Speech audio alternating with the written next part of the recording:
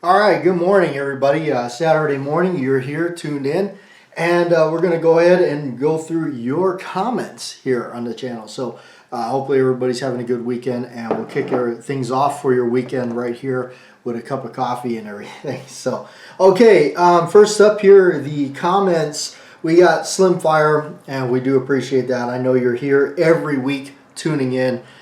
So I do appreciate that. Good morning, JW, and I have to agree with you on the Beretta 9mm channel. Yes, they are awesome. They have great videos too. I would rather have a set of your grips, knowing that you made them. I hope you will be able to. You will be able to purchase a new Colt Python. That will be awesome. That will be make an awesome video. Yeah. If I do end up with one, which I'm kind of searching around for, not really a top priority on the list, but if one seems to come around, slither its way around, I'll pick one up. But it's not really, But yeah, I'll talk about it here on the show and everything like that. So that'll be there. So anyway, Lion Quest Fitness. I always admire Carl Weathers as an athlete, as an actor, and as a man. Yes, Carl Weathers is certainly cool stuff. I believe, like I said, Action Jackson was really a cool movie. Kind of a throwback to all those exploitation films. All right, Crazy Scotsman, this coming year, I will be buying my lifetime membership to the Smith & Wesson Collectors Association.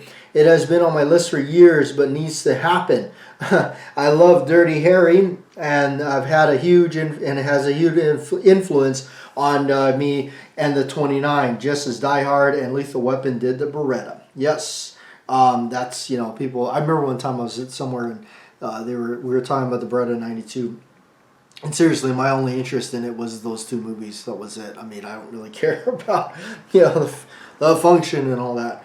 But it was just being influenced by the films. I loved growing up with a lot of the movies and stuff like that. So that's kind of where it that's it for me. All right, Choppa. Hope I'm saying that right. What is your all-time favorite older film plus gun combination? I would have to say mine is The Godfather. I bought a Model 36 Chief Special as soon as I turned 21 because of that movie. Love all the old Italian mafia films and snub-nosed revolvers. It's certainly been my interest in snubby revolvers, definitely for all those old mob films and all that. Certainly, it got to be the interest for me in a lot of those films. Of course, like for me, a big one. Back when I had a lot more Smiths and stuff, that before I got rid of them all, I really liked the Model 10.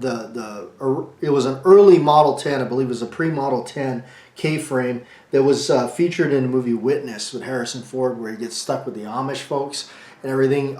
For some reason, that revolver just stood out to me in that film.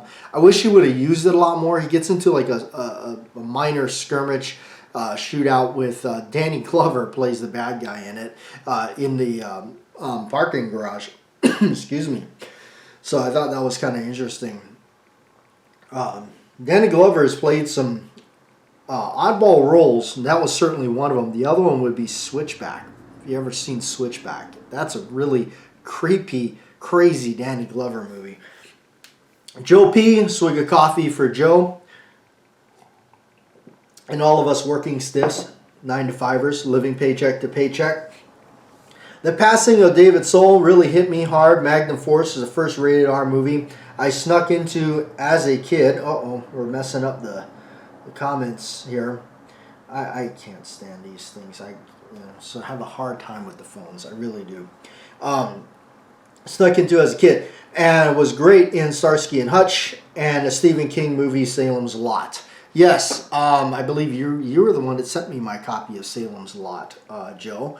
And I really like that movie. Never saw it prior to, but I really like it. It became one of my favorites. It's definitely in the collection.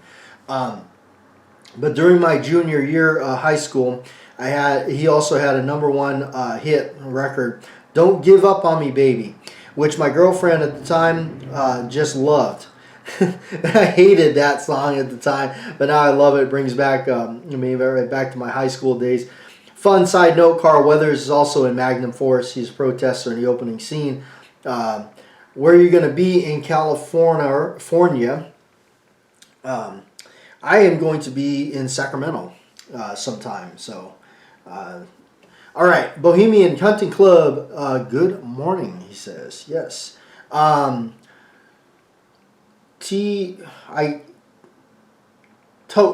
guess. I'm sorry. He says first. He also has a comment on his opinion on the pythons. He said he believes it's a piss poor attempt by a cult to bring back the bluing. The Gunfather, aka Custom Shop Inc., does beautiful bluing for Colts. The new ones look black and are half as nice as the originals. Yeah, you know, I mean, to each their own. I actually really like the way they look.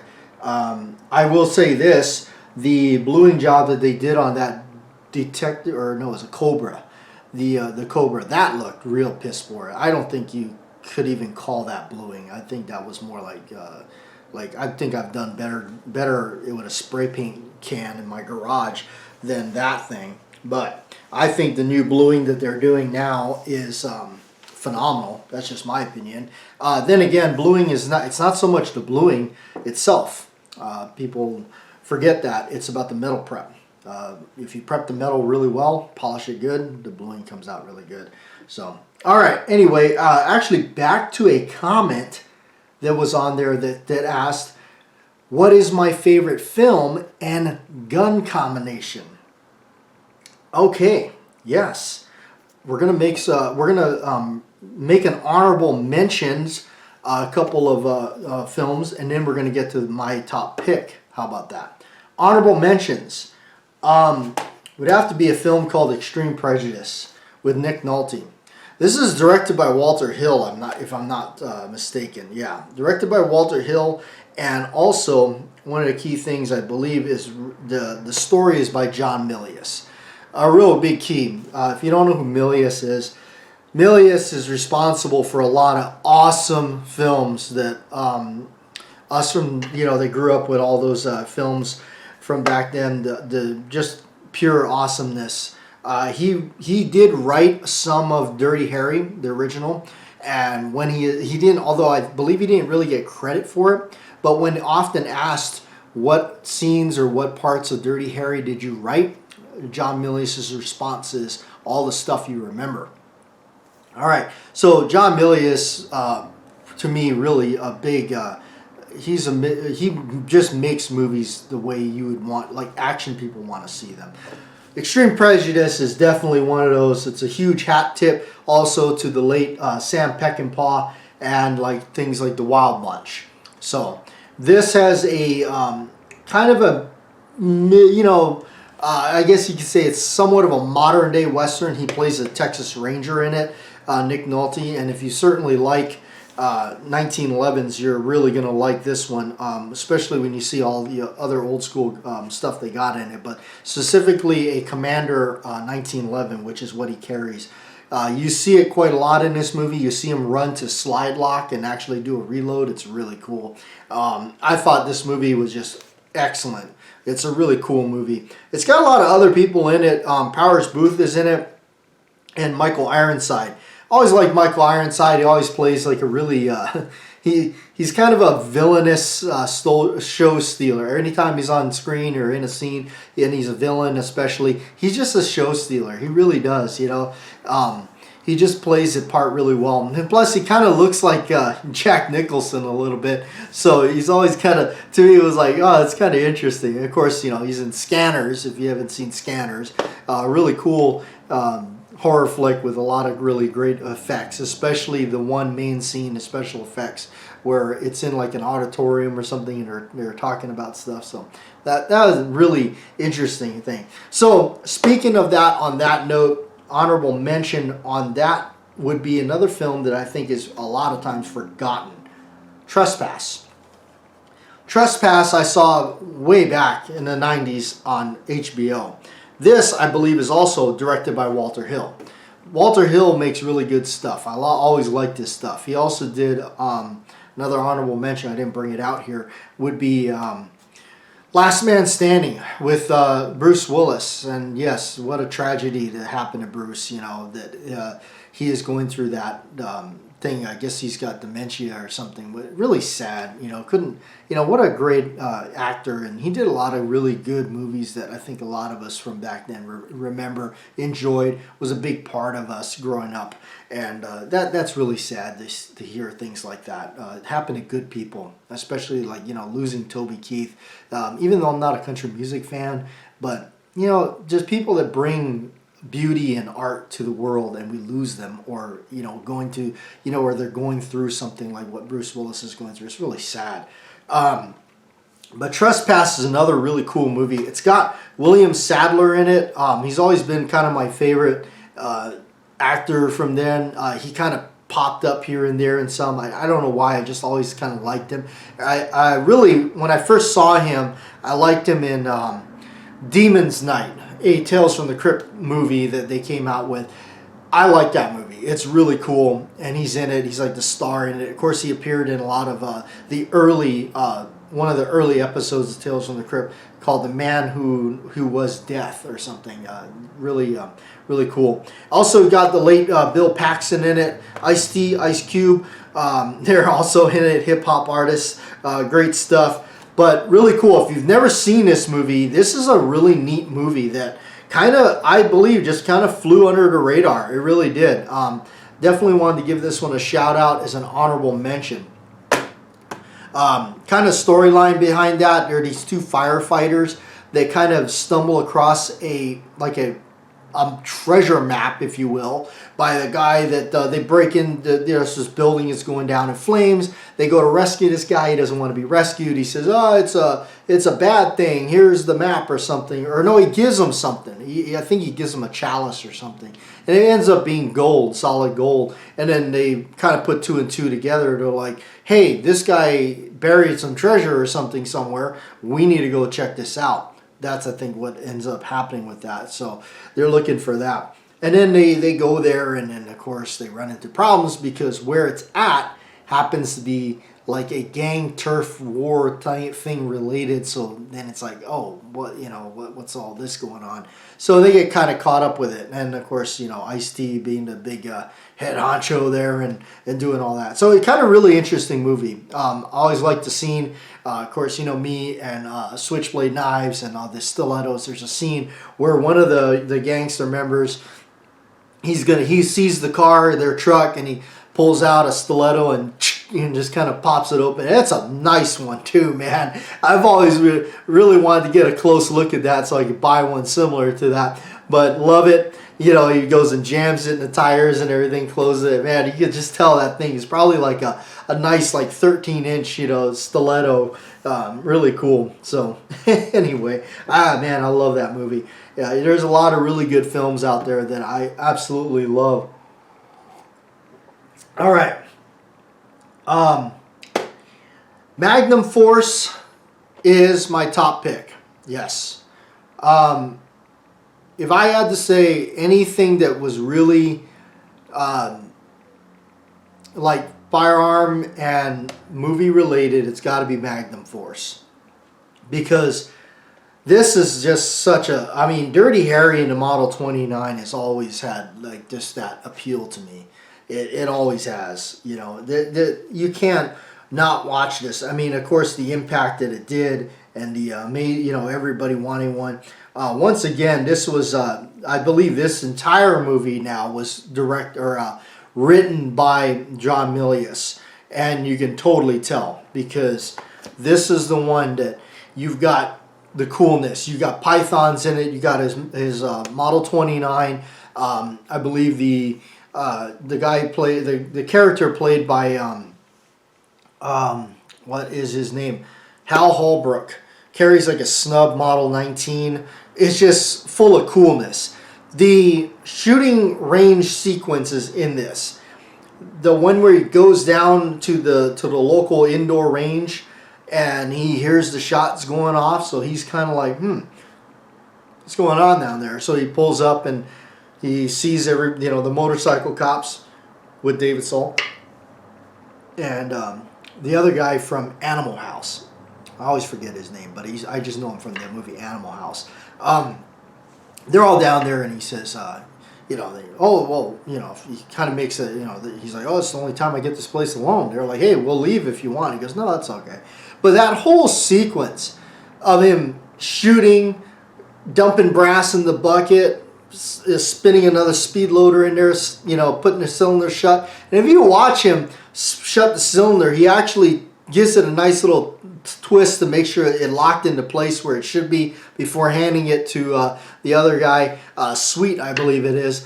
And you just, the coolness of that whole scene, and then that conversation that they have, that, oh, what do you use in that 44? And, oh, it's a light special, and, and all that, that talk and gossip started with that. Just coolness. And then you can see him in the background running the brush through the cylinders of their pythons, the 4-inch pythons. Just that cool scene is in there. And then, from there, it escalates. Then they go to the actual, the police competition thing, and where they're shooting at the circle and the thing. And he says, hey, and Davis, David Soul's character, beats him out. And then they do the combat shooting thing, and you see the speed loaders going. And if you actually look at David Soul's handling of that, man, and doing the whole duck and roll thing and all that, just top-notch stuff. I mean, really cool, glorious stuff. And you know what? I actually read a comment on one of the scenes. If you look it up you can see it on YouTube, I'm sure, just the scene of that whole bit. And somebody wrote a comment, and they said, notice how none of these guys, no cargo pants, no nothing like that, no tactical gear, just plain clothing like what they would normally wear. And, pulling this off, man, I really love that. This is some cool stuff. Back when the revolvers were king, and just really a cool movie to see, and I like that. So it's got to be, because there's more than one revolver in this that is synonymous with it. I mean, with that being the Model 29 and the 4-inch Python, making you want a 4 because of that movie, Magnum Force and everything, and just seeing it all. It's just super, super cool. But anyway, that's me. I've always been a movie buff. Always liked films. I got an opportunity to meet a lot of people, to get involved in some minor filmmaking, and get to go on sets and see how it's done, and all the headache that surrounds it, if you will, and check out how all that's done. So really interesting, because it's a lot involved in it. And I know you can get into it where you can say, well, this actor doesn't, they're anti-gun, or this. I get it. That's with anything and everything you go. But unfortunately, that's the sad side of the state of affairs that we're in. We're so divided. I think that's really sad. Also, that we've hit to that point. I look at movies and entertainment as exactly what that is. It's a movie. It's entertaining. It's entertainment. It is supposed to be like a roller coaster. It takes you away from everything else. I don't do politics on the channel. Never have, never will. We just don't talk about it. It's not something I feel like you want to go get politics and drama. There's a million, gazillion other channels that do it. This is not it. I don't do gun reviews anymore. I don't do any of that kind of stuff. This is it. This is all I'm doing now. And I'm sure there'll come a day where, this will cease, and then, but for now, it will abide. But, my buddy and I lately, what we've been doing pretty regularly, weekly, we discovered something that I didn't know that I would actually enjoy. Is an escape room. I don't know if you guys have ever done anything like that, but that is something else. I didn't, when I first heard of them, I thought, what is this? You go into a room, you just break a door down, and you escape out of it? That was my thought on it. I had no idea that it was so involved as it is. It's really involved and really cool. We've been doing that lately, actually, instead of doing anything else. Like normally we go to a range or something. Actually, we've been occupied now doing this. They're not cheap, but then again, neither is going to the range. So we've been kind of doing this now, and it's been a lot of fun. We've had a lot of fun doing it. It really is interesting to check it out and all that. So yeah, it's kind of, you kind of got to do a little bit of detective work. So what it is there's locks, there's doors, there's things you need to accomplish by basically discovering things around this room, that what numbers would mean what to line up to this, and maybe it could be pages in a book, it could be pictures on the wall, messages written or whatnot. Very interesting. Whoever came up with the concept, which I do believe they're fairly new. I mean, well, when I consider something fairly new, I mean within the last 10 years, I guess, or whatnot. I mean, I know a lot of people are like, oh, that's old 2013 or something like that. Man, that was, to me, it was like last weekend. What are you even talking about? That wasn't that long ago. So, anyway, but it just, but it's something we've been doing. It's been a lot of fun, and we've been enjoying it a great deal. So, anyway, yeah, I'll leave you to it. Have a good weekend, and we'll see you next time.